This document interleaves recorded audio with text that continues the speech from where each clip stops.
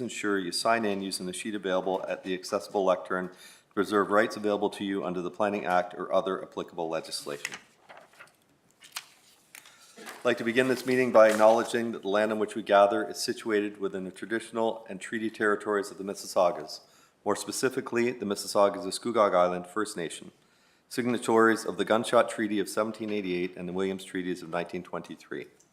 This land is and will continue to be home to the Indigenous peoples. Let us acknowledge the mistakes and traumas of the past through authenticity and support truth and reconciliation. Let us engage and celebrate Indigenous communities by being leaders of action and acknowledging the United Nations Declaration on the Rights of Indigenous Peoples and the Truth and Reconciliation Commission's recommendations towards truth and reconciliation. Let us keep these principles close as we continue towards truth and reconciliation and as we move forward with kindness and respect as a community. Does any member of council have any disclosure of pecuniary interest? Hearing, seeing none, we have adoption of the minutes, moved by Councillor Tyler Morin, second by Councillor Bauer, that the minutes of the regular meeting of council held on January 20th, 2025 be adopted. Questions or comments on the minutes? Hearing, seeing none, open the vote, please.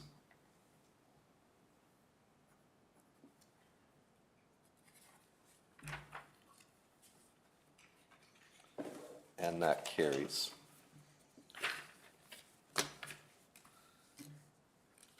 Does any member of the public have any questions arising from today's agenda? To the clerk, did any member of the public online with any questions on today's agenda? Thank you. Moving on to delegations, presentations, and public meetings. First delegation is on Black History Month. Is Carrie Ann Fenn here? Okay, moving on to the second. We have the public meeting, the official plan amendment application, OPA 24-14 zoning bylaw amendment application, ZED 18/24, 1200 Salem Road North, pursuant to section 284.3 of the Municipal Act of 2001. As this is a public meeting, is any member of the public here to speak on this item in the agenda? No, you're the proponent. Any members of the public first? Asking second time? Asking third and final time. If the proponent would like to come forward, please.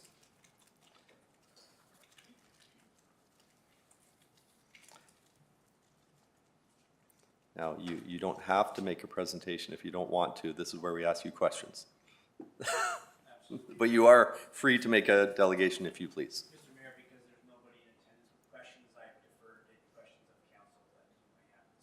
Thank you. And actually, you can go over to this side once you've signed it. Thank you. Does any member of council have any questions with regards to the public meeting on OPA 2414? I'll just open it up very quickly. This is an existing approved site plan. The proponents approached me and asked if before the regional official plan was approved, when it was still pending for that 18 months or however long that was, to allow for a bit of expansion to one of the 7 approved buildings in making it a bigger size and to allow for more than 10% retail use, which was what was under the old zoning and OPA. Now that the municipal comprehensive review has completed and the regional official plan has been adopted, this use is allowed. It's just going to take this mayor's directive and this OPA to actually bring it into conformity. It is allowed, but they will still have to go through an OPA. Or, correct? Right. So that's what this is before us today. Does anyone have any questions on this? Regional Councillor Lee. Thank you, Chair. And from a tenant point of view, do we know what type of businesses we hope to attract to this business park?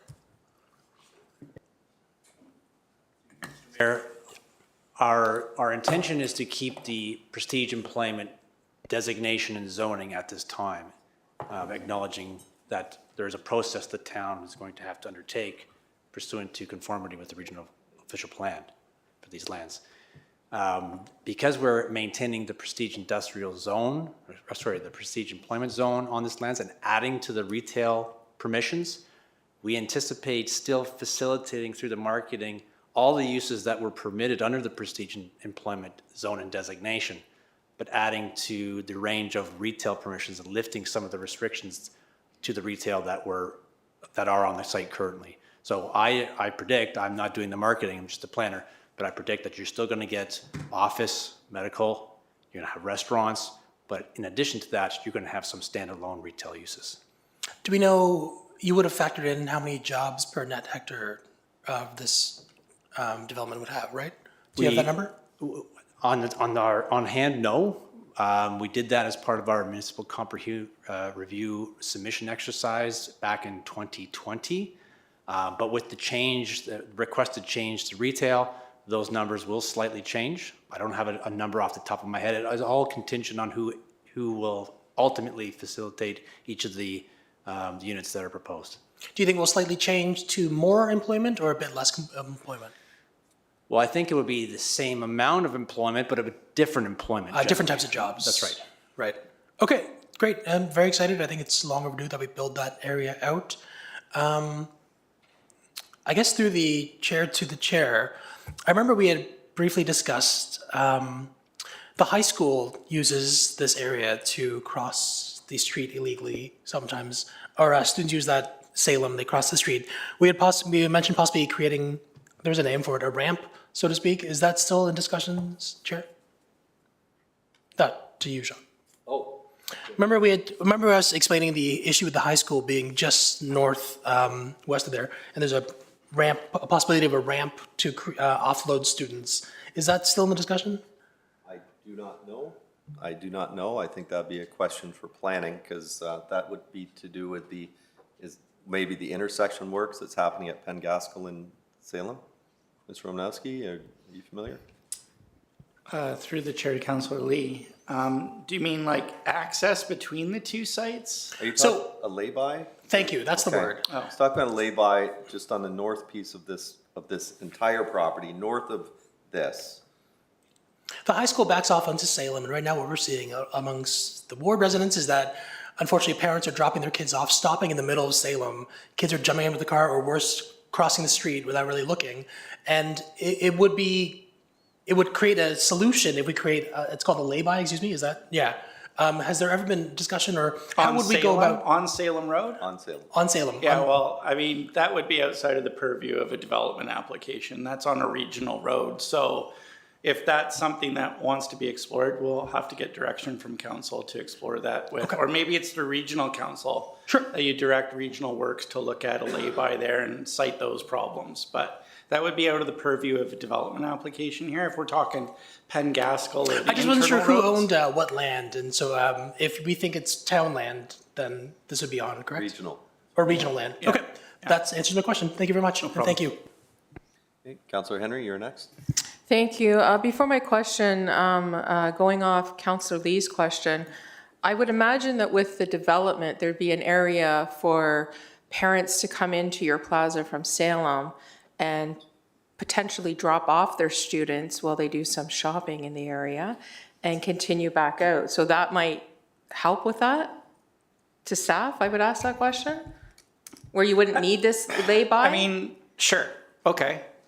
All right, I'll just take that answer. I mean, We'll leave it at people that. could drop people off wherever they want. I mean, I don't really think it should be, yeah, I'm going shopping, here, get out, it's time for school. Sure, I guess I that just could threw work. that in there as a I positive. don't really want people to send a message of like, it's okay to trespass and park over here and drop your kids off. I mean, I think it's an access route through there. You can get to that emergency access route, the south end at J. Clark Richardson, which is very accessible through Penn Gaskell. People will probably stop on Penn Gaskell and let people off and scoot through there and go out Spiddy eventually. We don't know what will happen. But I think starting with the regional road is maybe looking at a lay-by there and something that the region could look at. It might be difficult. That road is a pretty fast piece of road there.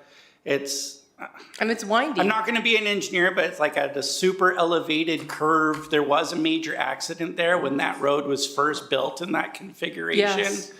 Someone did die in an accident there. So we got to be careful with what we're doing. That Penn Gaskell, whatever the name of the road is on the other side, and Salem, that'll all be signalized eventually. Yes, So.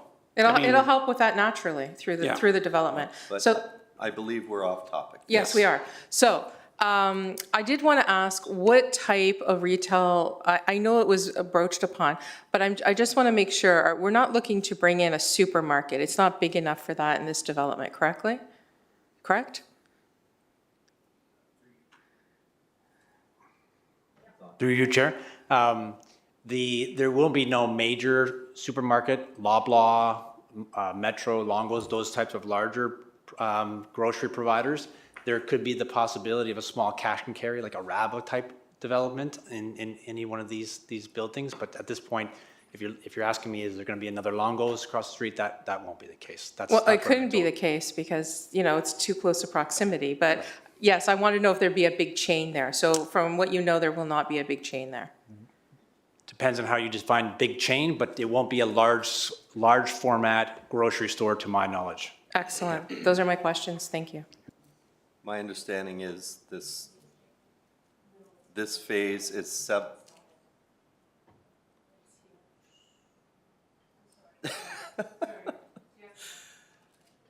totally lost control. My understanding is this phase 1 is 7 smaller commercial pads, but part of phase, might be 3, I don't know, the northern piece, which is subject to an MZO, one of the requirements, one of the things that we did put in for the request for the MZO for those 4 towers to support was some sort of grocery type organization. So I would suggest maybe that's where it would go if it does appear on this site.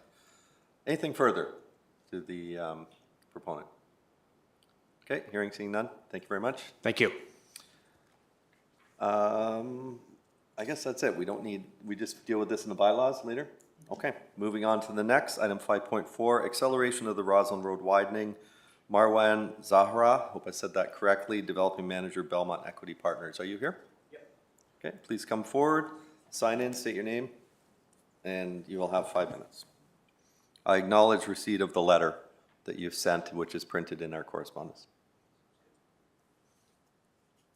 Not printed, was distributed to council prior to the meeting. I assume we've all read it.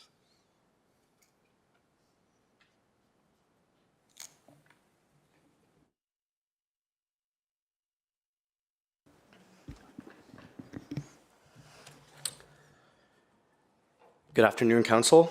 Thank you for giving me the opportunity today to speak. I'm Marwan Zahra, Development Manager with Belmont Equity, owners of the Longo's Plaza. I'm here speaking with respect to Agenda Item 9.6, acceleration of the Roslyn Road widening. We support the widening. It makes sense, and we believe it will help improve traffic movements in the area. However, we are concerned that the third bullet in the motion is related to a potential plan to change the existing full movements signalized intersection into the plaza, which Belmont originally funded. It is important that Council be aware that such changes could have very negative and serious financial consequences for Belmont. We have submitted a letter on this item together with legal advice from our commercial lawyers setting out the risks. Belmont's leases with many of our tenants, including our anchor tenant, Longo's, require the maintenance of the existing signalized intersection without changes, including the existing signalized intersection on Rossland. Should that intersection be changed to reduce or limit access at that point, Belmont will be in breach of its lease obligations. And this will expose us to significant financial liability, including the potential loss of Longo's as a tenant. Should Longo's be lost, the function of the shopping center will be devastated. We are sensitive to the fact that neither council nor staff were aware of these potential lease impacts before this matter was brought to council. That's why we thought it was important to share with you the information and the legal advice from our commercial lawyers that we've submitted in the letter. In fact, this is so important that we have shared sensitive commercial information in our letter that would otherwise be kept confidential. But we believe the council and town staff should have the benefit of this information before making final decision.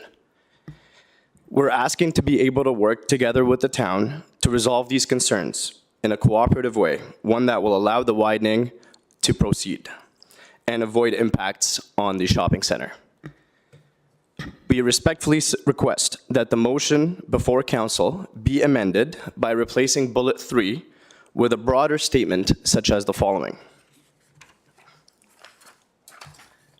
Bullet 3, review and modify as needed the road widening design for Rawson Road between Harwood Avenue and Salem Road to accommodate future residential intensification now being contemplated in a manner that will not adversely impact the ongoing viability of the shopping center. Alternatively, council could consider leaving out that last part of our suggested resolution, so it reads as follows. Bullet 3, review and modify as needed the road widening design for Rawson Road between Harwood Avenue and Salem Road to accommodate future residential intensification. Thank you. Thank you. Questions, Councillor Lee? Thank you for that delegation. That clears up a lot in terms of this motion.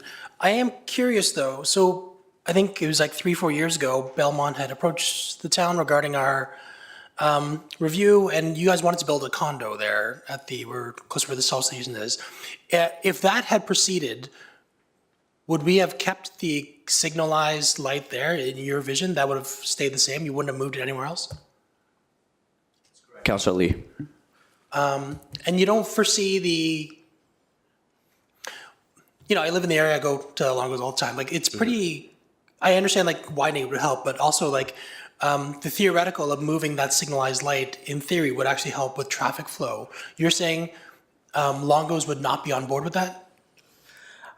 So we spoke to Longos, and they are concerned about any alteration to the existing signalized intersection. And right away, they pointed to the clauses in the lease that talk about that. We believe developments should happen, and we feel that the current road widening design is adequate to support the traffic movements or the traffic issues. However, more importantly, we're not willing to jeopardize the viability of the shopping center in order to receive development rights on that remnant parcel. Yeah, neither am I. My wife would kill me if that Longos left. So we hear you loud and clear. Thank you very much. Thank you. Okay, seeing no other names, I have a few questions. So, I guess I have a bit of a concern with your legal situation to me is your legal situation. When the leases were signed, were you aware that the Roslyn Road would eventually be widened as part of our development? This has been on the books for quite some time. Yeah, this definitely predates my time at Belmont. I was probably in school back then. But this, I'm not sure if the widening was contemplated at the time, because those leases would have done a very long time ago before the plaza was built, pre-leasing, if you will. So I'm not sure if the road widening was ever contemplated by the town at that time. I'm not sure exactly what year that would have been in, but if I have to guess, it probably predates 2017 or 2016. It does. Yeah. By quite a ways. So I guess my next question, did you or your former representative consult with the town prior to signing the leases on Roslyn Road? That I'm not sure about. Again, that predates my time here at Belmont, so. Okay. Yeah. From your letter, which I read, I appreciate it's from your lawyer and whatever else, but honestly, I don't see any legal, I'm not a lawyer, I'll get a opinion before any decision's made, but I don't see that as, I guess what I'm saying is whatever the ultimate widening of Roslyn is what's going to be deemed as being the best to move traffic through the town of Ajax. We will take your leases and your legal position under consideration, but really we're going to do what's best. As far as Spitty Road, the one piece of the motion that you have an issue with, are you aware that we've already looked at access with your representatives from Belmont, and it can't be done because of the environmental pieces on the south side of Roslyn? Yeah. Okay, I'm not understanding why you have concern with us putting proactively wires in the ground in case we ever want to signalize that intersection and tying it into moving access. Yeah, we are concerned that the future proposed signalized intersection at Speedy Road could be very close to our existing signalized intersection at Rossland. And so that's where the concern mainly stems from. Okay, and you're also aware that the entire widening of Roslyn Road design will be a public process, and you have lots of opportunity to give your input. Yeah.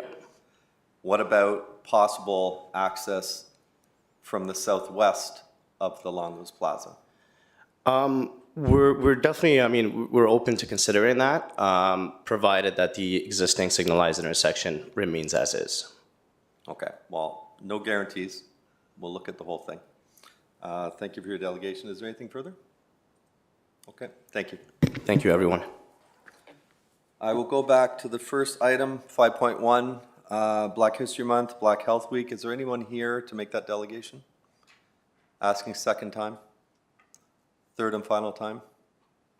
Okay, that concludes presentations and delegations today.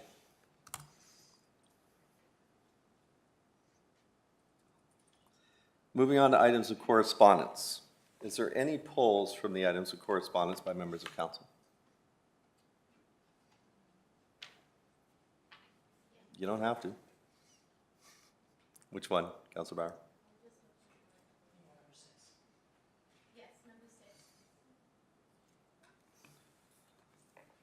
Okay, that is City of Pickering Program for an All-Inclusive Care for the Elderly. Okay, any other polls?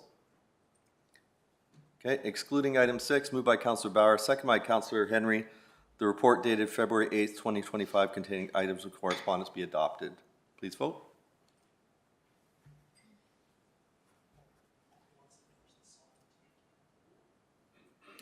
That carries. On item 6, Councilor Bauer. Thank you, Mayor Collier. Yes, this is a great motion, actually. I would say that Pickering Council has followed suit following Ajax Council. This is a motion with the intent that Councillor Dyes and I brought forward a few months ago. We sit on the committee to bring PACE or that type of environment program. Thank you. So I think this is wonderful that other Durham municipalities are following suit, and I think we should endorse it.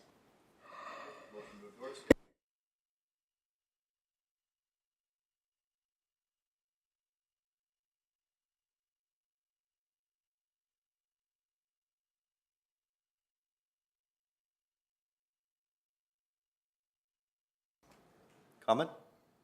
No, please vote.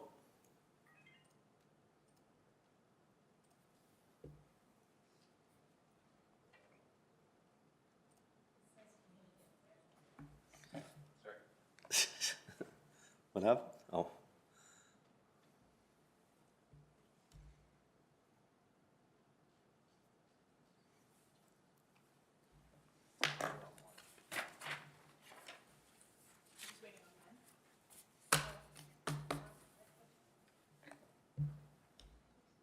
Mine's green. There we go. That carries.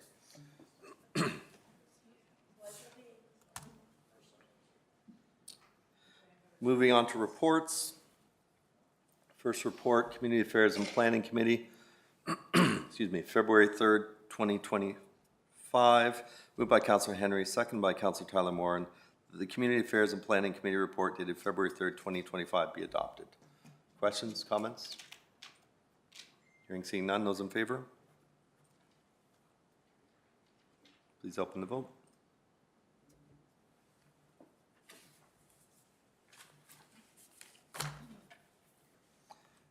That carries. General Government Committee, 7.2.1, the GDC report of February 10th, 2025, moved by Councilor Bauer, second by Councilor Henry, that the General Government Committee report dated February 10th, 2025 be adopted. Questions or comments? I do have some questions because I did not attend. I had to leave because of another conflict at this meeting last week, but I'm not prepared to ask them today because I don't have the list with me. I'm just wondering, next steps from here, once this is approved today, is there any opportunity, is this going to be going through public process as far as planning and design? Is there any opportunity to amend the report in front of us today or the recommendations, or is this it? The GGC, sorry, I'm talking about the ACC design. My apologies, sorry. That's an important piece. That's an important piece. ACC design. I know, I just, the deer in the headlights look across the room here. He's gonna say something. I'm a little slow, but I get there.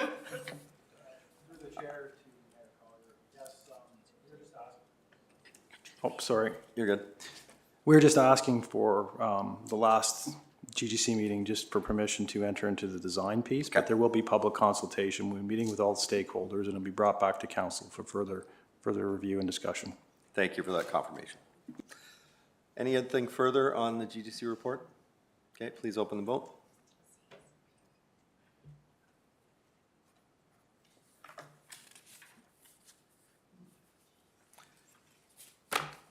And that carries. There are no advisory committee activity reports. Departmental report, FIN 2025-04, final recommendations of the 2024 development charges, background study, and bylaw. We had a couple of pieces of correspondence that were sent around by the clerk today from Build and from, I don't remember what the other one was, with comments on the DCs. We have moved by Councillor Dias, second by Councillor Henry, that pursuant to section 10.1 of the Development Charges Act 1997, the Town of Ajax 2024 DC background study dated December 17, 2023, as amended be approved. 2, that based on the public input received by the town pursuant to section 12, paragraph 3 of the Development Charges Act 1997, council determined no further public meeting is required. And 3, that the DC bylaw as set out in Appendix A, page G1 of addendum to Town of Ajax 2024 Development Charge Background Study be approved. Questions or comments? Hearing, seeing, question? Councillor Henry. Actually, comment. So I did make this comment at the Durham Build Home Builder Summit. Home Builder Summit Conference, and it was, if we were to keep the DCs at this current rate, if we were to lessen them, what guarantee do we have that developers will put that money back into the pockets of the home buyers, the new home buyers, second home buyers, whatever, the home buyers? And nobody could give me that guarantee. When I left the room, I was in a hurry to get to town hall because I had an appointment here to get back over there. I had at least 5 people stop me on the way out of the room and saying, great question, great question. That was, I was thinking the same thing. Why is it, we're being asked to lower this, being told it's going to go into the home builder, into the homeowner's pocket, but there is no guarantee of this. So I just want to reiterate that for all the calls that I've had, and I know some of my councillor colleagues have had calls, there's no guarantee that it's going to go back in, but there is a guarantee that we need the money here in the town. Thank you. Councillor Henry, you've touched on the fatal flaw of every piece of legislation that the province has put out with regards to DCs. Is there's nothing in those documents that say the savings have to go back into the pockets of the residents or the people that eventually buy them. So that turns it into potential profit. And at the same time, we are still responsible for providing all the services that we're already not collecting enough money to provide as far as infrastructure. It's a bit of a fatal flaw, and then having to fight for the BFF funding after the fact is, because CMHC can't count, doesn't help the situation. So you're absolutely right. Any other comments on the new DC bylaw? Hearing, seeing none, please vote.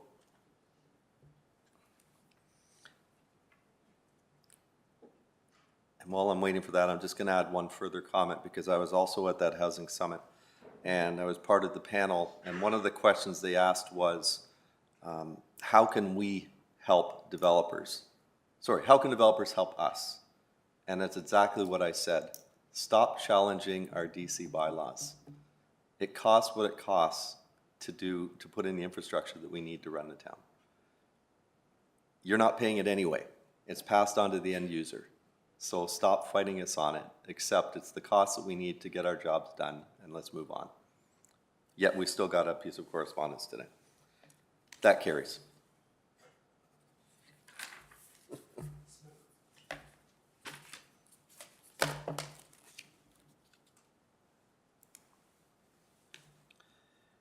Are there any regional council reports? Councillor Lee. Taking over from Regional Councillor Crawford, I do have a works update. The Ajax Water Solution, the expansion project, so we have the water plant on Rosslyn and Harwood. There are plans to expand and to build on it. They've had a meeting with the local and the regional councillors on the Ajax side, but this was presented to Works. So right now, the EA is set to go through this entire year of 2025, preliminary designs 2026, detailed design 2027, with construction not starting until Q1 2029. But that construction could take upwards of 2.5 to almost 3 years. So, we'll keep residents updated as much as we have, but right now we're very much in the early phases. The region's doing a very proactive step, keeping everybody in the loop with design. That's it. Thank you, Chair. Councillor Crawford. There is no report from Finance because both meetings have been canceled due to nothing on the agenda. It's my new committee.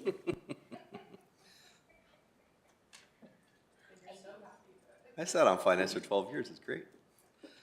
Any other regional council reports? I'll just report just before this meeting, I had a marathon 4-hour police board meeting.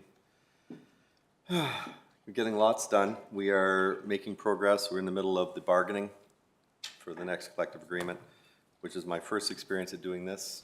Lots of fun. I'd rather be at the finance meeting. Questions on the regional council reports? Councillor Lee? And the police board, does the chair normally sit in on negotiations? Apparently, yes. Okay, so that's something, okay, great. I just told it was my job, so I'm doing it.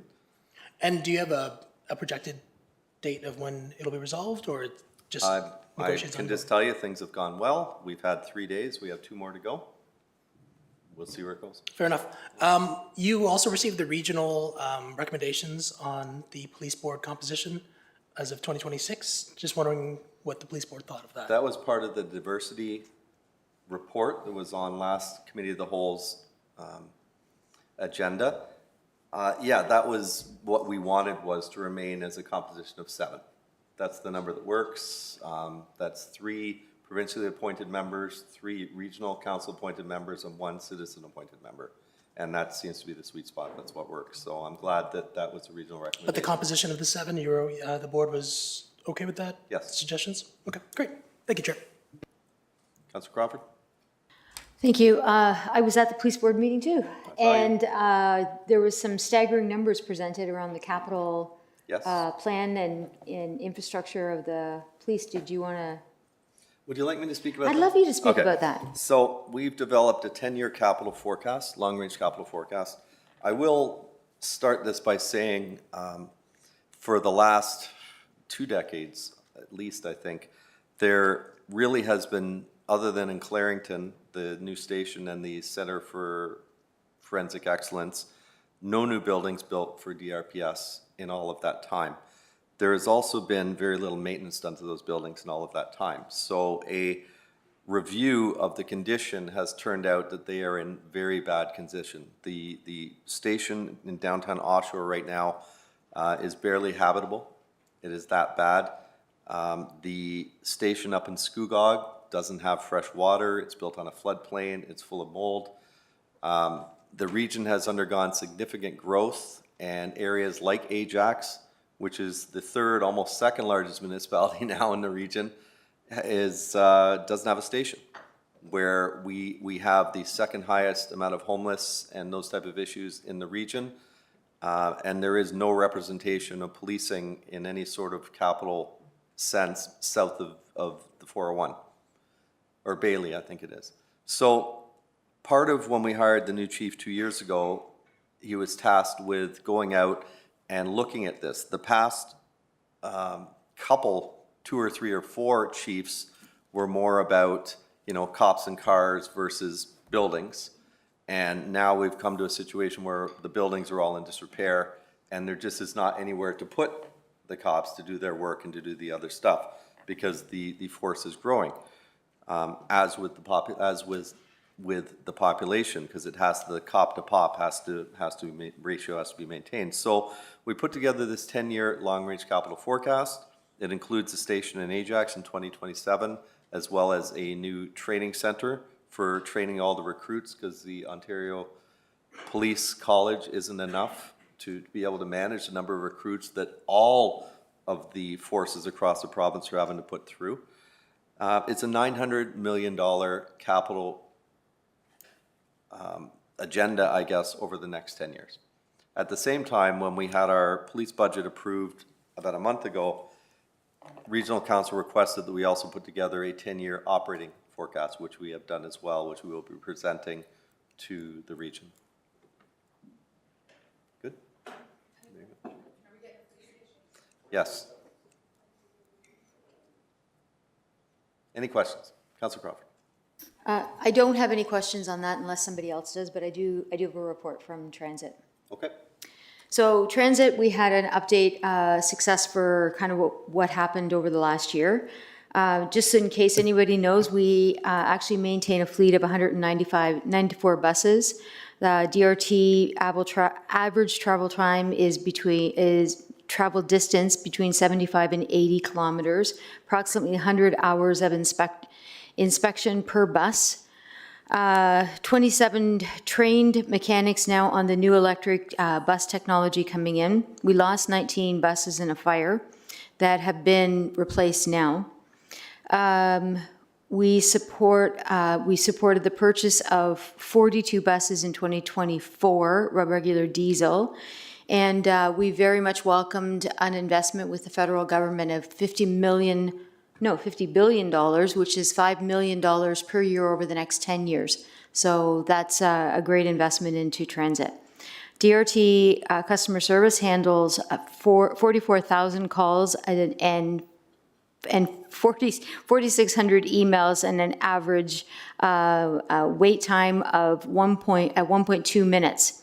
So we have, I know nobody thinks our region has good transit. Nobody hears that more than me, but we do work very hard to get people in and out of Ajax and Durham region very well. We need to improve our service and continue to look for ways to improve our service to get people around their individual towns.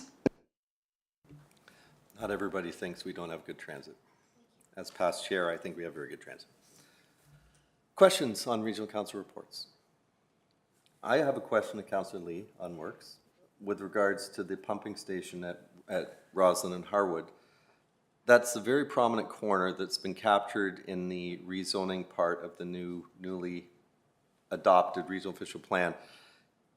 Instead of just a standalone small building, when they do the expansion, has the region looked at higher and better use for those lands, building that pumping station within another larger building that could have some type of affordable housing or other higher uses of the land, rather than just a pumping station?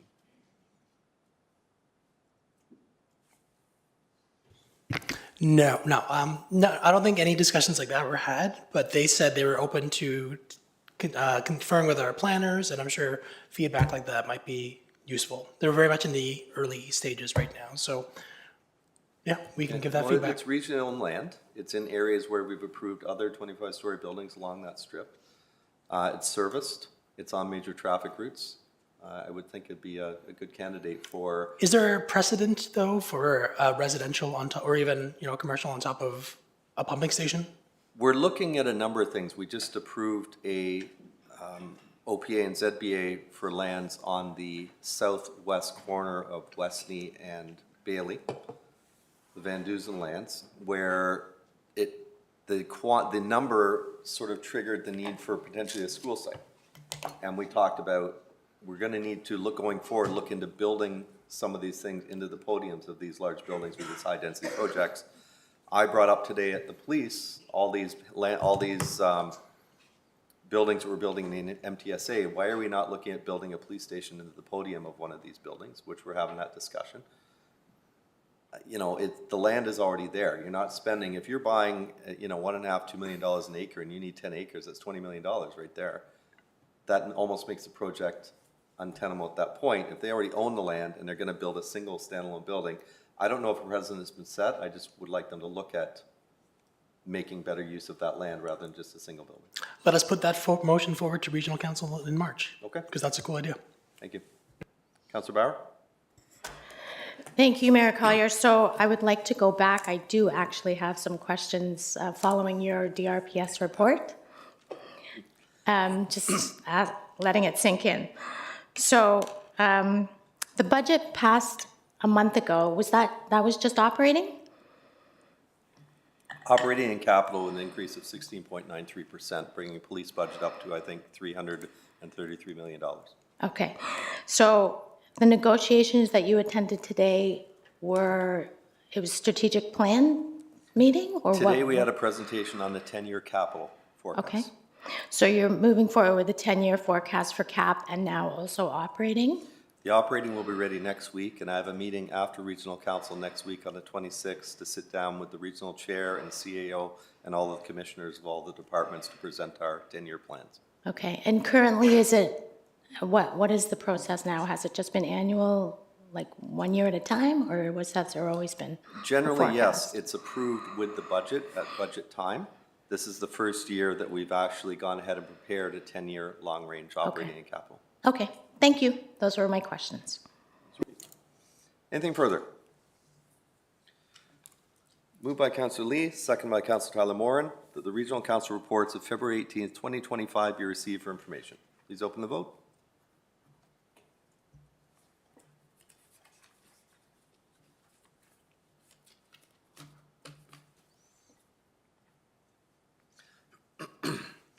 And that carries. Moving on to motions. First motion, development of an Ajax food guide. Councillor Lee. Thank you, Chair. So part of, as I've kind of come to realize over my almost 7 years on council, is part of building a municipality goes beyond roads and bridges and, traffic. It also includes the economic development and tourism.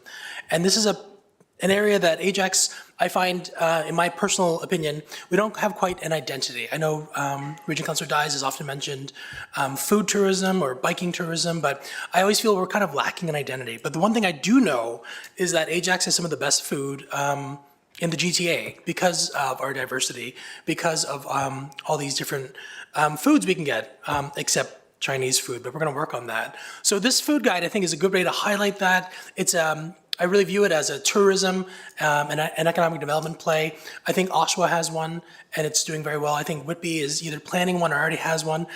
We are following suit, but I think it's a great way to highlight some of the amazing businesses and foods found in Ajax. And hopefully, as far as identity is concerned, we can look into becoming the food destination of Durham Region. I think that has a good ring to it. So that is the intent behind this, and looking for your support. Thank you, Chair.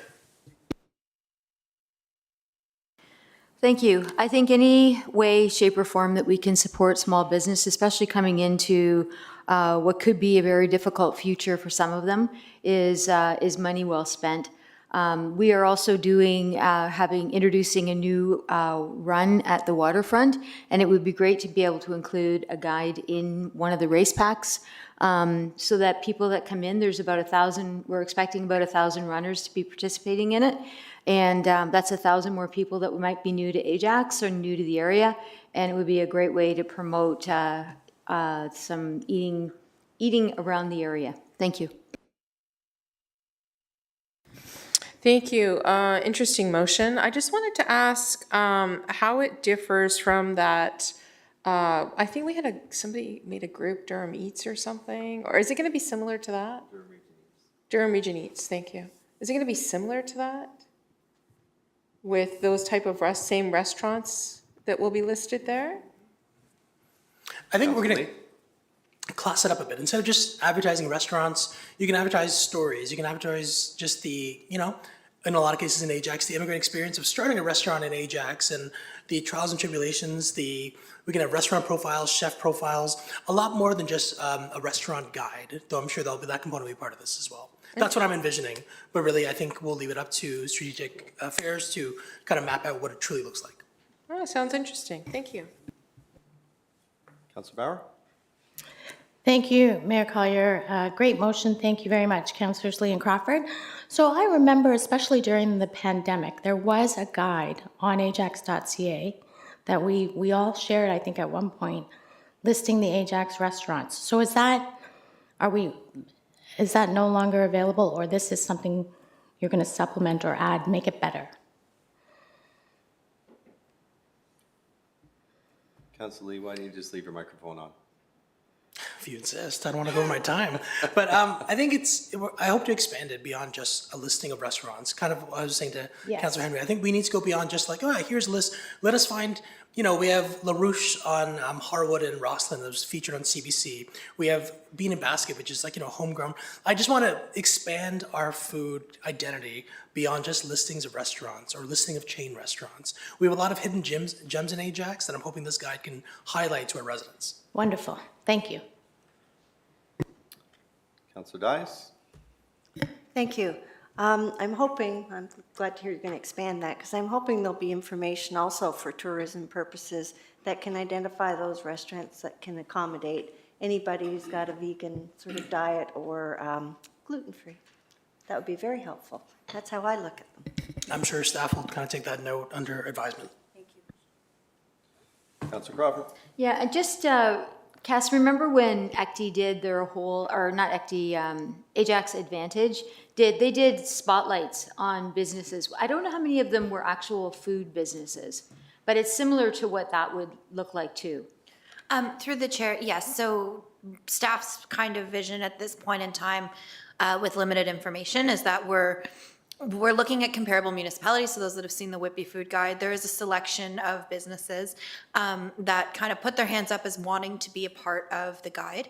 And then from there, we do a little bit of a profile on select of them that may, they have an interesting chef or they have an interesting backstory or some lengthy history.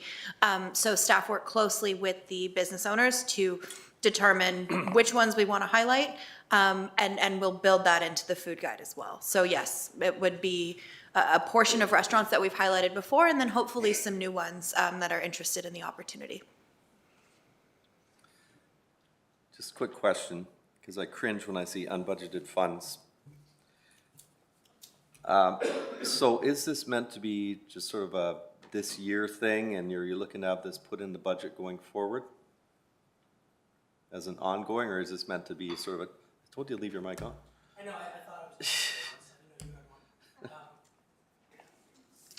I imagine, as per with everything else we do in this town, we will kind of gauge success after a report from staff to kind of report back and let us, and yeah, of course, and let us know the success of this, whether, feedback from residents. I'm hoping for it to be an annual, if not a quarterly item, but again, let's try one at a cost of $10,000, which I think is very reasonable, and see the success from there from our business community. So you will let me know prior to October this year how it's going, if you want to add it to the budget. Looking at staff? Yes. Through the chair, yes, for sure. And staff are planning to an event to launch the guide at. So, and council will see next month, staff will be bringing forward a business support and engagement strategy that will speak to how we measure outcomes for all the actions that the team takes. So something to look forward to. Sounds awesome. All right, anything further? No, let's vote.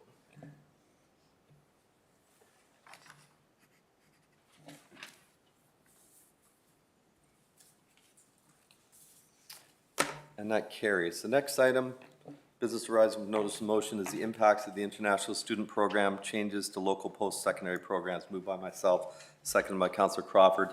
I brought this forward at the request of the new president of Durham College. I had a meeting with them, and I thought I was going to have to defer this till the end, till I have my notes brought from my office, because I need these. There's been some changes. The IRCC made some pretty sweeping changes which limit international students. And I understand the reasoning for that, but they have not made them equal up across colleges and universities. And our colleges are getting hit very hard on this, to the tune of Durham College this year, a loss of $30 million in revenue due to the changes made by the federal government. Now, they have tried the best they can to mediate that through voluntary retirement and some other things. They still have a $9 million deficit, and the province sets and limits what can be charged in tuition. So it's not like they can increase tuition to offset the loss. the province says tuition will be this. So hands are a little bit tied. At the same time, in universities, there's no change, but in colleges, if someone is here on a student visa and wants to stay after graduation and renew their visa, only 1/3 of the programs at colleges, and that's why you've seen a number of colleges canceling a lot of programs, are eligible to renew that visa, to stay here to work after graduation. So people just aren't coming here to enroll in these programs. So I think these are some of the unintended consequences of the change federally, and it is affecting us locally. So this motion is basically asking the federal government to add these programs back in that they haven't put in. And these are, a lot of these are things like culinary programs and those types of things. So people are coming here, getting trained, and can't stay. To the list of studies, on the provincial government to enact the recommendations of the Blue Ribbon Panel to provide long-term sustainable funding, and a copy be sent to the different ministers involved. And I would ask for your support. Thank you. Councillor Crawford, did you want to speak to this? Okay. Questions? Councillor Lee. Thank you, Chair. This is an incredibly important motion, so I'm really glad that you and Regional Councillor Crawford are bringing it forward. I think universities and colleges have been woefully underfunded by various provincial governments for a very long time. And so they saw international students as a means to make up that money. Now, there are some universities and colleges who went way too far with it, and so as far as to abuse the system, I don't think Durham College is one of them, and I absolutely think we need to support that. I think number two is an incredibly important point of providing long-term sustainable funding for the post-secondary sector. Canada used to have a very good reputation regarding our colleges and universities, and it seems the more we underfund them, the more we will have students not examine Canadian options, and that is not what we want. You know, we're very proud to have OTU and Durham College and other colleges in, Trent in Durham region, and we should do everything we can to support them, and not necessarily through an international student system where we're overcharging students and they're overstaying their visas, creating, a so-called immigration crisis. So fully happy to support this. I think it is really needed to truly look at what we, the public, expect from our higher education. Thank you, Chair. Thank you. Anything further? Nothing else? Please open the vote.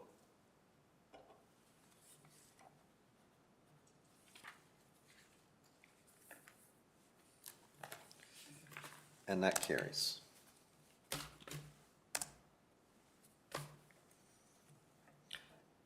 Next notice of motion, my favorite, installation of all-way stop signs, Councillor Tyler Morin.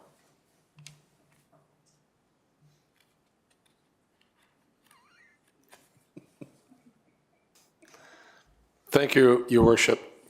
And I want to keep this very simple. This is very important to myself and Councillor Crawford, everybody on council, but I do appreciate letting this sort of come to fruition today, and I do very much appreciate your support on this, Mr. Mayor and my council colleagues. So that's all I'm going to say.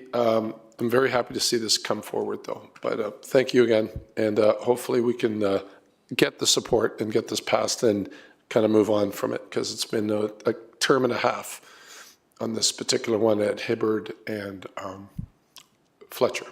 Okay, thank you. I'll leave it at that then. Thank you. Councillor Henry. Thank you, Mayor. So I know my colleague, Councillor Tyler Morin, has been working on this since 2018, put a lot of work into this. Myself, since getting elected, we ask our colleagues for support on these stop signs. I know it's not a sexy motion, but it's something that is important. And the community, we've had a lot of outreach from the community for these. So I'll leave it at that. We've had a lot of discussions and behind the scenes, and I'll leave it there. Councillor Crawford. Yeah, I just want to thank Councillor Morin and Councillor Henry for this motion. It's shocking how many people are against stop signs, but at this point, I would say at Fletcher and Hibbard, it is the most requested item that we have ever had, I think in Councillor Moran's 8 years. And we did go to the residents along Carrison, I think we did. We knocked on the doors and mentioned about the stop sign at Fletcher and Hibbard, and they all believed that it would be an increased safety, especially for the crossing guard there during school time. So they are aware that it is coming and what the location is. So, yeah, I obviously will agree with this. Councillor Lee? Thank you, Chair. Were these stop signs vetted by staff Yes. to the These mover? are recommendations of Deval, Mr. Pandya, I believe? Correct. Yeah. So because of specifically these sight lines as a result of parked cars, for example, are these the only 5 that are a result of these sightline issues? I guess, like, do we do like a comprehensive review, or this is kind of based on feedback from residents? I don't have the answer. Mr. Romanowski? Through the chair to Councillor Lee, these were the identified intersections with the issues that we identified. Identified by our prompting, as in ours as in council, or identified as in staff realized? Through complaints, through issues within the various neighborhoods where these stop signs are being proposed. Okay, that makes sense. Is this going to be an annual occurrence or a by-term occurrence in terms of stop signs? Again, it's if we find another stop sign that has a sightline issue, we would report it to staff, and then it would possibly come back to us? Yeah, we'd go through a proper procedure and bring it back forward to council for consideration. Whether they come through complaints or through the councillor or through some other process. Okay, I appreciate that. Thank you, Chair. Okay, seeing no one else on the speakers list, I'll just speak to this quickly. And I was extremely disappointed to see this coming forward. I think everybody knows my stance on unwarranted stop signs. We have warrants for a reason, and that's to stop politically motivated stop signs. That being said, I'm not a traffic engineer or any kind of engineer, so I will grudgingly hold my nose and vote for this based on the recommendation of our traffic engineer, but I do not think for a second this is going to solve the problem. We tried to address the parking issue by allowing people to park on the apron, which they don't do properly. I have cars sticking 3 feet out in the road on a regular occurrence, which we are supposed to have proactive enforcement of, which I don't know how much of that happens. And because we've allowed that, parking on town property, now we have another problem that we have to deal with putting up 6 unwarranted stop signs. And I don't see this stopping, as Councillor Lee correctly pointed out. I see another 6 next year and maybe another 6 the year after. In my 20-something years here on council, stop signs don't work. Unwarranted stop signs, people don't stop at, they just roll through. Police are not going to be there to monitor them and police them and give tickets. So they really serve no purpose except for kind of slowing people down. But I don't expect this to do anything. But I will support it, and I will point out also the words unbudgeted capital project once again in bullet 2. Which is troubling, because not only are these and other traffic calming measures that we've put in ineffective, they cost money. And I don't like spending money that is not effective. There's my piece. Please open the vote. But you're voting for it, right? Grudgingly.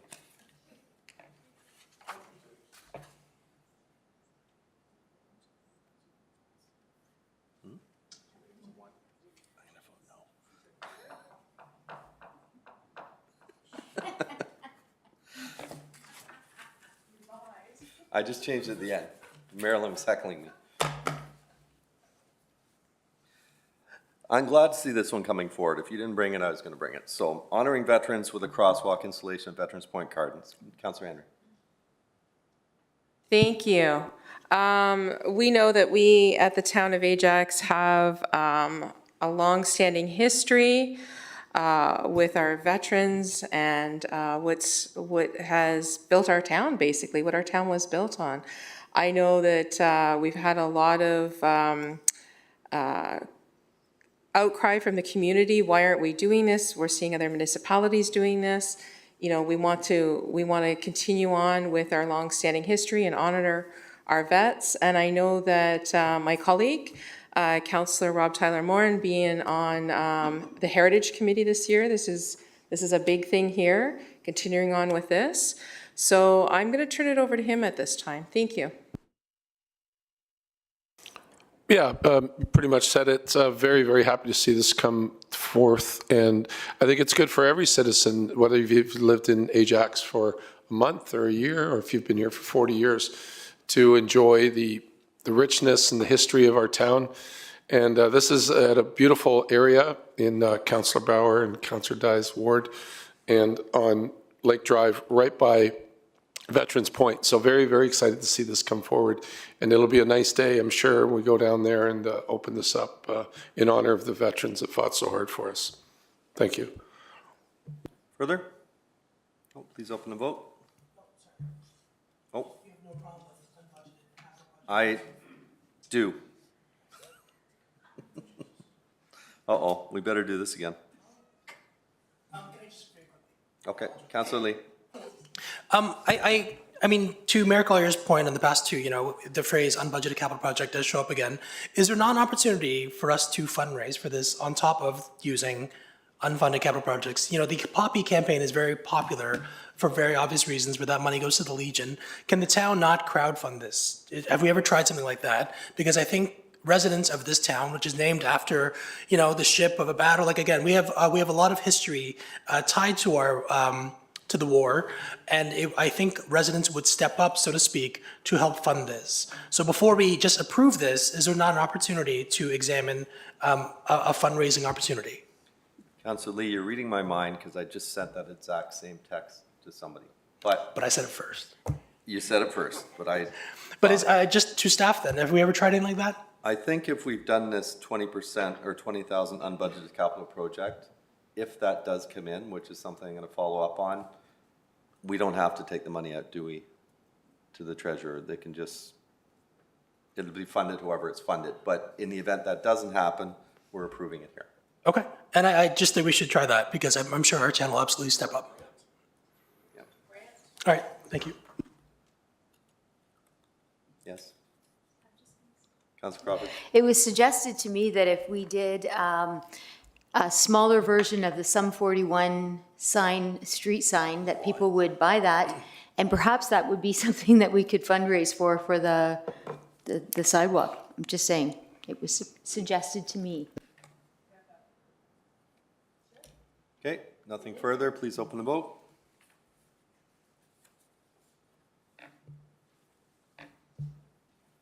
Voting no to this next.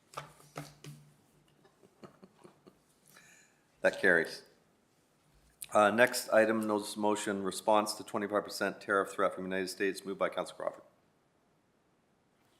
Thank you. This one has no money attached to it, just saying. But this is just in response to the tariffs and the potential impact that it's going to have on some of the businesses here in Ajax, and also here as an approach of Team Canada that the town of Ajax actually tries as much as possible to, in our procurement, to use Canadian, buy Canadian. I do realize that there are contracts and procurement rules that we have to follow. But in any case, and I also know there's also contracts with federal governments that we are obliged to use. So I would like to also encourage the federal government to look at their contracts and whenever possible. I'm not saying that we can or we can't. I'm just saying that whenever possible, that we look to find a Canadian solution when we're purchasing our items. Thank you. Comments? Councillor Tyler Morin? I think it's important that Ajax residents see that we're addressing something that's all over the news. Happy to second this, and just let them know that we're paying attention, and at a very, very local level, this is where it hits home when you see 4,000 employees could be affected. that's pretty scary. That brings us back to COVID thoughts, which were very scary. So happy to support, and thank you, Regional Councillor Crawford, for including me. Further? I'm not aware of the tariffs yet, but the threat is there. I am happy to see some of the things in this motion, because these are things that we've been talking about for a while. I've, for well over a decade, wanted to have a local procurement policy that we have not been able to have.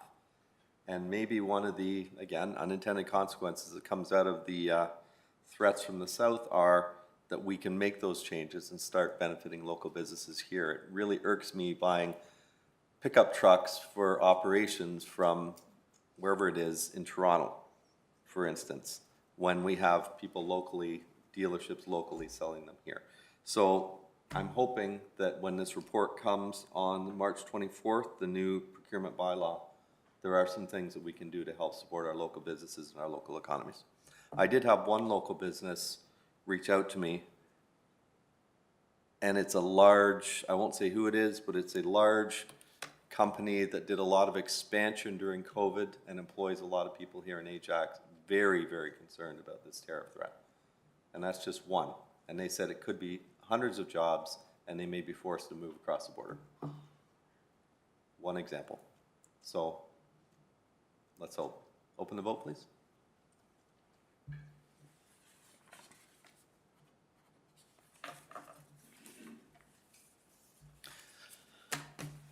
And that carries. And the last notice of motion, acceleration of the Roslyn Road widening, moved by myself, second by Councillor Henry. And I want to thank Councillor Tyler Moran for reaching out to me last week and pointing out a bit of a flaw, which is we've already done half of Roslyn and we're doing another section, and we left this piece out of the middle, which I thought was a mistake, and I agreed and looked at staff.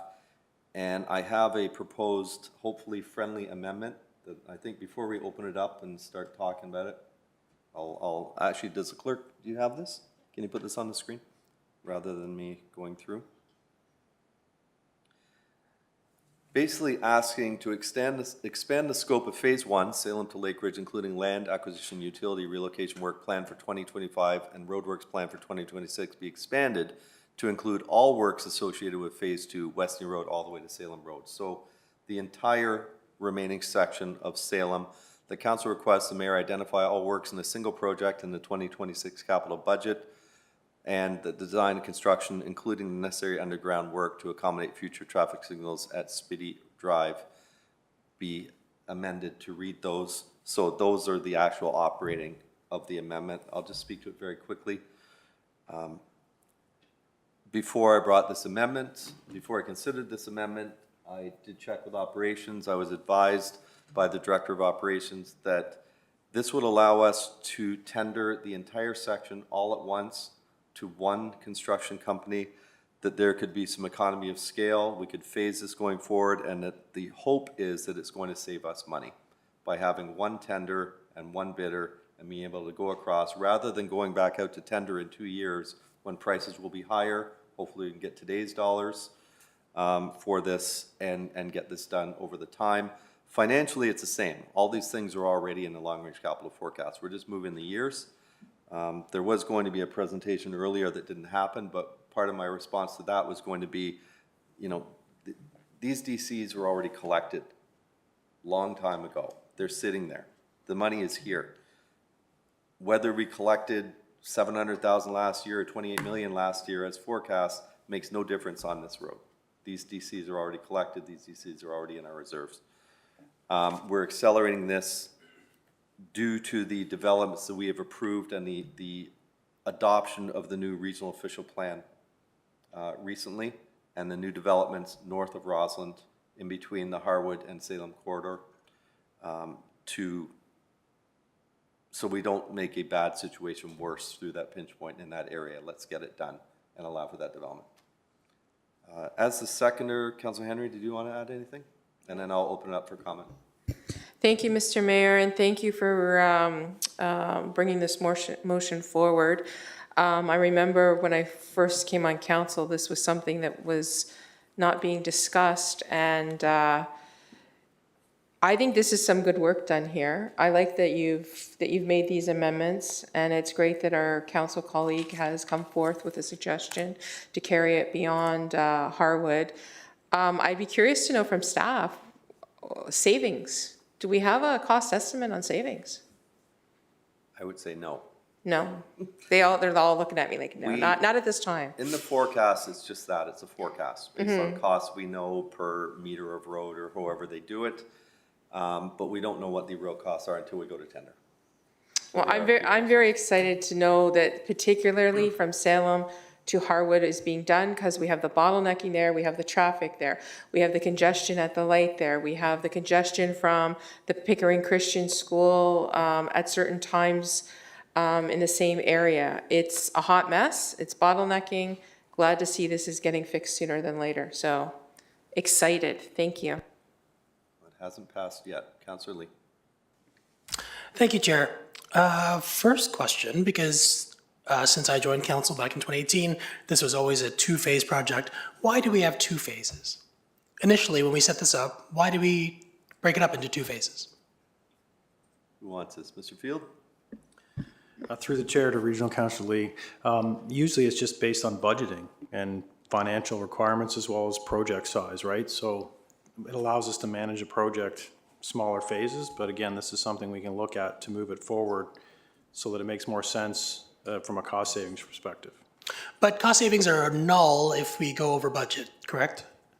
Potentially, yes, but again, we do our best to try and work within our budgets and within the scope of work that's planned. I have yet to see a planning project of this scale not be over budget, but that's my editorialization. This was done for a reason, and now I understand the mayor's point of speeding things up because of Development North. But the Development North, we were told at that meeting, is still a ways out anyways. So really, I don't see the need to speed this up. I don't see cost savings. I understand why we had broken this up previously. Now it just seems, again, I don't understand the reason to change a strategy that we had in place for over 6 years. You said Rawson's been scheduled for expansion for a very long time. I think what you could end up doing is creating a longer project timeframe. Design phase now takes longer, and everything takes longer, which I'm not sure helps us. So I guess would it be appropriate? I mean, yeah, it would be. Can we refer this back to staff to get them to cost out the difference between a two-phase approach versus a one-phase approach? I don't think waiting 1 month is going to change anything. They can still do the work, for example, from Lake Ridge to Salem, but I think it's important for council to understand any cost implications. Maybe there is savings, and I'm not seeing it, but for them to come back to us in the March meeting to show us the different pro-cons of going a two-phase approach to a one-phase approach. So can I refer that back to staff? Yeah, referral motion is always in order. I just wanted to ask if are you finished? Yeah. Is 1 month enough time to put those numbers together and put that scheduling forecast together? Renil is nodding. Yes. Do we have a seconder for deferral? Councillor Bauer. Plan to vote. Unless anybody wants to speak to the deferral, you can.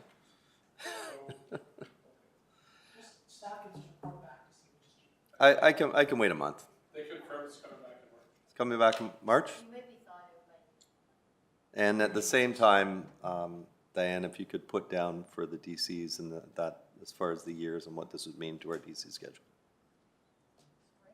And what you could put, can you also put the financial side to this as far as what changes you're going to make as far as the scheduling? Because my understanding is the second phase is still going to go in 2027. We're just going to get the design and stuff done up front and keep moving, but make sure the financial part is there as well. Okay. Fair? Okay. Councilor Bauer. I just wanted to confirm, I had some questions about point number 3 relating to the delegation from, I'm sorry, I forget your name, from the representative from the Longos Plaza. I can wait and ask that at the next meeting, or should I ask them now? No, you can only ask questions on the deferral On the motion at referral. this point. Thank you, that's what I thought. Not on the, That's fine. I can wait until the following, I can wait till it comes back. Thank you, just clarifying. further? Please open the vote.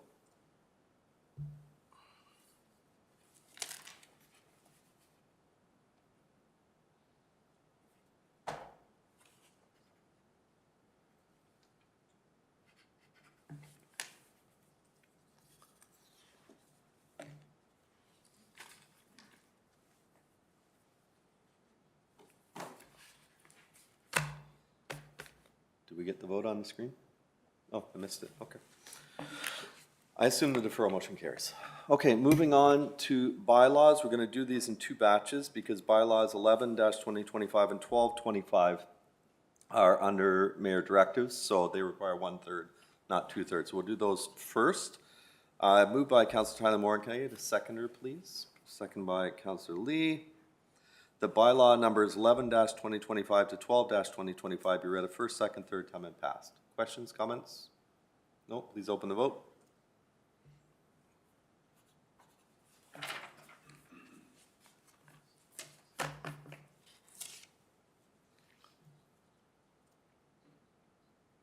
That carries unanimously. And on the remainder of the bylaws, moved by Councilor Crawford, second by Councilor Henry, the bylaws number 13-2025 to 17-2025 be read a first, second, third time and passed. Questions, comments on any of the bylaws? Hearing, seeing none, those in favor, please open the vote.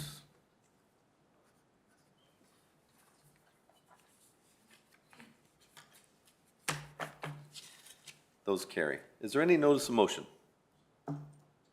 Other than the bringing back of the Roslin motion? Hearing, seeing none, any new business or announcements? Councilor Bauer.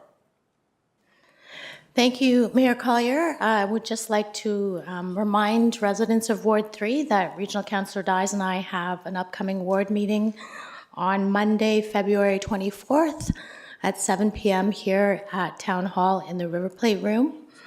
And I also thought I would, if anyone is looking for something to do on Friday locally, the St. Francis Center shows TIFF movies occasionally, and there is one coming up this Friday, February 21st. It's called Sing Sing. So more information can be found on the town's or St. Francis website. Thank you. Councilor Crawford. Thank you. I just wanted to thank staff for the fantastic job they did yesterday at Winterfest. It was ridiculously cold. So although we did have snow, which is kind of odd at Winterfest, but we had wonderful snow, but it was so freaking cold that no one could go outside. So as always, the recreation staff pivoted very well, and it was, maybe not as big as it has been in the past, but it was really well done, and lots of people came in and went through the McLean Center. So I just really want to give you my heartfelt thanks for putting on Winterfest, because there was even some thought process that it wasn't going to happen, and well done by everyone. Thank you. Thank you, Chair. Just a reminder that at the end of the month, the holy month of Ramadan begins. So just blessings to our Muslim population. Furthermore, I think in the middle of the month is Holi. So again, blessings to our Hindu population. Thank you, Chair. Okay, seeing no further new business announcements, we have the confirming bylaw moved by Councilor Bauer, second by Councilor Henry. The bylaw number 18-2025 being a bylaw to confirm the proceedings of the corporation of the town of Ajax at its regular meeting held on February 18, 2025, be read a first, second, third time and passed. Comments? No, please open the vote.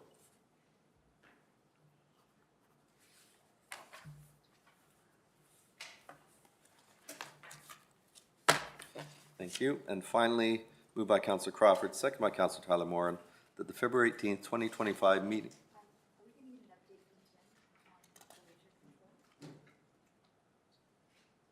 Ask him after. Ask him after.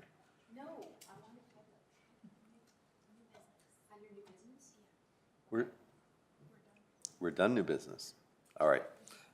There has been a request, Mr. Field, of an update on the winter control, if you wouldn't mind, please. She's not sorry. Are you able to? Are you prepared? Yep. Okay, please go ahead. Through the chair to Regional Councillor Crawford. The town has declared a significant weather event. We did that on Saturday afternoon. We have received about 50 centimeters of snow. Other municipalities have also declared, I believe Oshawa has, Toronto is still under theirs, and Vaughan. It's because we're announcing that we're not meeting our minimum maintenance standards as it relates to the provincial requirements for sidewalks and roads specifically. We've had every staff and contractor available, working every available hour over the weekend, trying our very best to keep the roads open. That's our first priority. We do have to be mindful of staff and their hours of work. Legislatively, they can only drive so many hours in a day. That has been a bit of a juggle for us just because of the duration of this event. But we are starting to make headway. We've called in additional resources. Sidewalks are really where we're struggling right now. Roads, I think, are in pretty good shape. We are still going back and cleaning up elbows and areas that have been missed or parked cars were a problem. But we are doing our very best, and we will also be looking at having to start hauling snow away, which is not a normal practice. But again, something we're gonna have to consider because snow storage is an issue in some subdivisions as well as sidewalk areas where the road is tight to the sidewalk. But contractors and staff, I mean, they've tried their very best. I think we've worked as many hours, as I said, as legally possible. And again, we'll continue until we get this cleaned up, but we may be, I'm gonna say early next week before we start to see snow hauling and everything coming to a completion, but we're trying our very best. Drifting snow is also an issue. The winds are blowing now, so as soon as we go through and fill something in, unfortunately the wind is filling back in these holes and our sidewalks are covered again.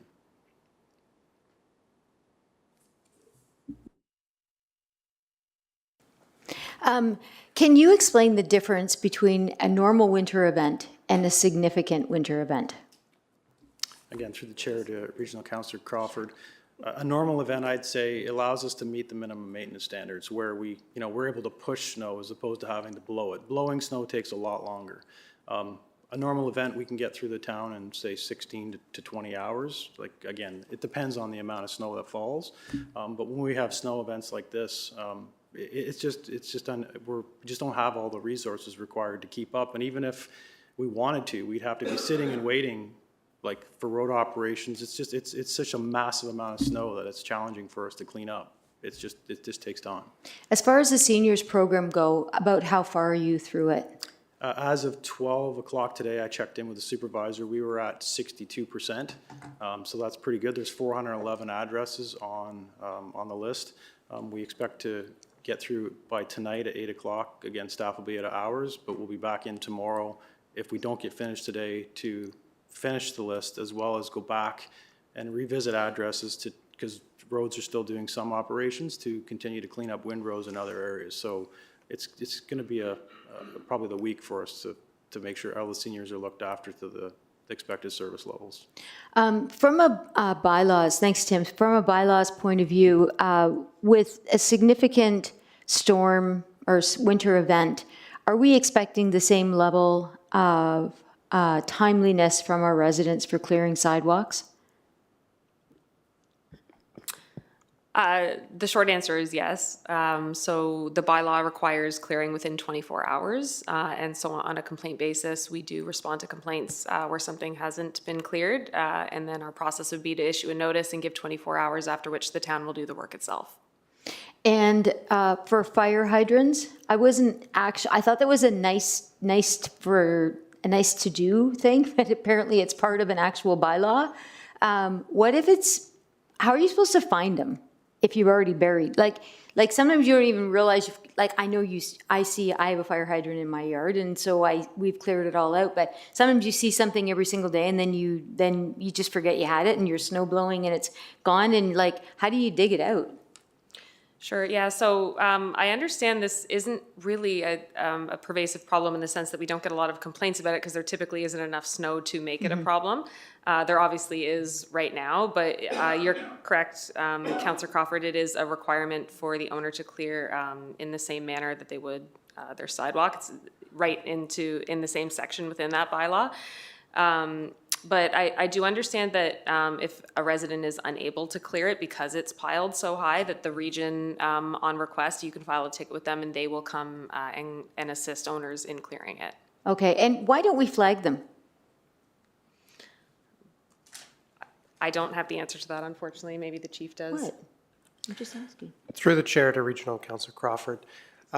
They are regional hydrants, so if they were going to look at flagging them per se, it would be through the region. The region has been looking at a reflective decal to put on the hydrants to make them easier to spot at night, but per se with flagging, that hasn't been something that I know the region's looked at. Okay, thank you. I realize this is beyond the update. These are literally the questions that have been asked to me over the last 24 hours. So I feel that I represent the residents, so I'm just asking these questions. I want to say, Tim, like the team has done a fantastic job. Like the roads are immaculate. I've driven around my area. They're amazing. Our regional road, our local main roads were better than the regional roads at the very beginning. So I want to thank you. I know this is hard, and I know that we're not making anyone happy when they wake up in the morning to a big bunch of snow at the end of their driveway, but I did. So it's not like somebody lifted the plow when they went by my driveway. So I do appreciate that this is difficult, but I want to make sure that you and all your staff know that it is not unnoticed, and we do appreciate what you're doing. Thank you. Questions to staff? Councillor Lee. In terms of priority, when are bridges done? I have a friend who walks their dog, and they always comment that bridges never seem to be done. I'm sure there's a process. Is it the last thing done? Is it? Are you referring to sidewalks on bridges? Yes. So sidewalks on bridges are opened up, but unfortunately the road plows come by and fill them back in again. So we've made it a priority, starting yesterday. Again, road cleanups were ongoing yesterday, to start blowing off bridge decks and trying to move the snow right off because we're out of snow storage. So they are a priority. We have started doing them as of yesterday, and we'll continue to do them till they're clean and safe for travel. Great, appreciate it. Thank you, Chair. Councillor Dice? Comment, if I may? Brief.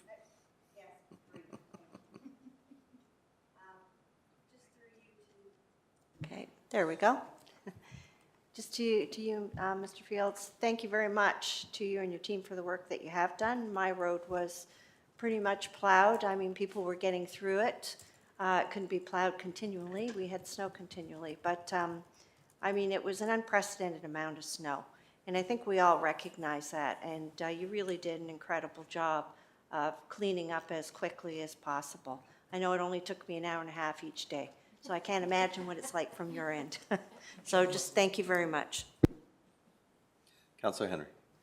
Thank you, Mr. Mayor. So we had a discussion offline, and I'm just going to bring this discussion publicly so you can give some knowledge here. We've had some, this extreme weather has been unprecedented, and as such, it sparked the windrow removal process comment again.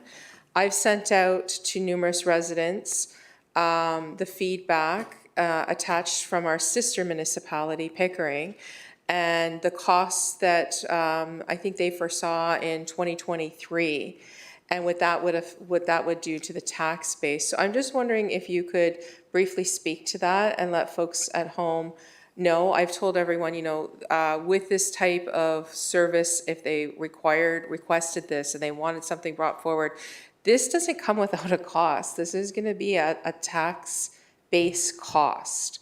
And to please keep in mind that this was an extreme weather situation that is not occurring all the time. Last year, we had practically no snow, from what I can recall. This year, all of council, we all got buried in like everyone else, and we were out there for a couple hours, bailing ourselves out and neighbors. So I'm just wondering if you can speak to the cost briefly, roughly. Would it be you, Mr. Mayor? Not me. Someone on the staff side? Through the chair to Councillor Henry, we did do a cost estimate. I'm sorry, I don't recall the amount, but I know it was substantial. And this council made the decision. Yeah, it was millions of dollars. This council made the decision not to move forward with the service delivery. But Pickering's cost estimates from 2023, if you shared them out, Oh, it's more than that. they would be, it was millions. They would be comparable today with a little bit more. Yes, because we'd be looking at new building, new equipment, staffing, contracts that we'd have to pay regardless if it snowed or not. We'd still have to pay the contractors for the service that we're contracting out. So I'm wondering well, you know what? I'll take this offline. We'll have a discussion about it. But I have put out Pickering's numbers from 2023, and I think that was the most accurate numbers to a sister municipality that had recently looked in it within this term. Unless you have anything further to add to that. No, I mean, it's millions of dollars. And again, if it doesn't snow, the resources are there, sitting, not being utilized. So it's specialized equipment. You can't move away from it. It can be used for other purposes, but again, if it's wintertime and it's just gonna be sitting, that's a huge capital investment that, you know, if it doesn't snow, that wouldn't be utilized. Plus, we'd have to house it as well. Correct. It's not just buying the equipment. Now, we don't have a is space for it. Questions on the presentation? Well, that's We all I've don't do got. windrow clearing in Ajax. I know, I just wanted to go into it a little further. Thank you for your latitude, Mr. Mayor. I understand, Councillor Henry, why you brought this up, and because it comes up every term of council or every major back-to-back snow event we have, and I got the things on social media yesterday too. We've looked at this at least 3 times. It is cost prohibitive. I don't want to spend another second of staff's time looking into this again, because we know we're not going to do it. Pickering's numbers were 17.4 million. That represents nearly a 20% tax increase to the residents of the town of Ajax for twice a year maximum, maybe.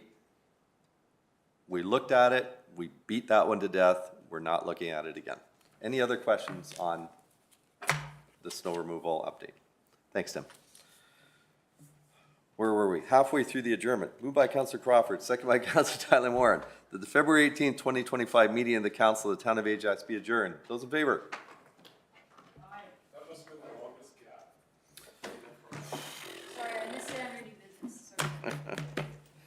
Kinder, gentler